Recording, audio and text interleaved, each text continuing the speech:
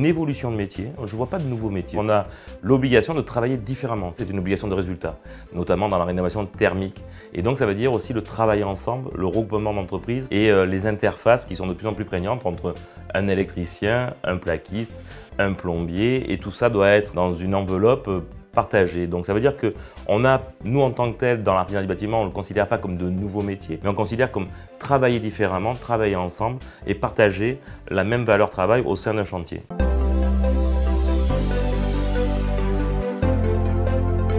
Pour être attractif, le CFA d'aujourd'hui et a fortiori de demain doit ne plus se positionner seul sur son territoire, mais jouer la carte des synergies, des partenariats, du collaboratif. Il doit être un acteur du développement économique et bâtir des partenariats stratégiques avec les acteurs qui peuvent contribuer à cette même ambition, faire de l'apprentissage une des filières d'excellence de la France. Il doit être au cœur des acteurs économiques que sont les PME, que sont les startups.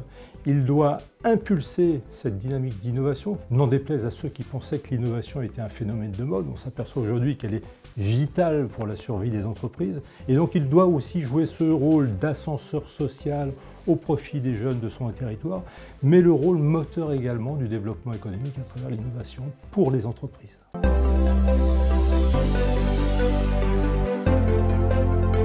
Décloisonner pour innover, c'est juste travailler autrement et accepter de prendre la construction comme une brique d'un écosystème dans le cadre de la ville de demain, des territoires de demain, et de penser aussi que le bâtiment est interfacé avec différents secteurs comme la mobilité ou comme les industries. Rester en silo, pour moi, c'est se fermer un bon nombre de portes.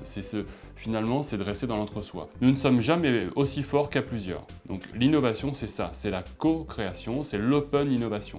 L'open innovation, en quelques mots, c'est d'être en capacité de penser, de raisonner à plusieurs, avec différentes personnes, différents horizons, pour arriver à trouver une solution innovante à un problème donné.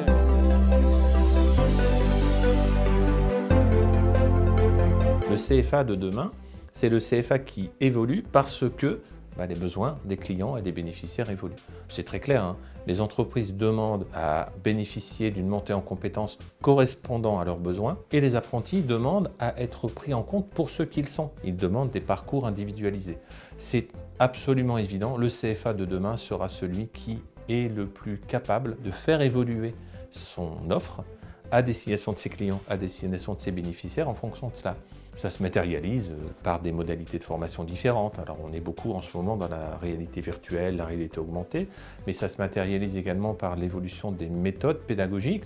On fait l'entrée d'action de formation en situation de travail dans l'acte de formation, par exemple. C'est une évidence que le CFA statique ne sera pas là demain.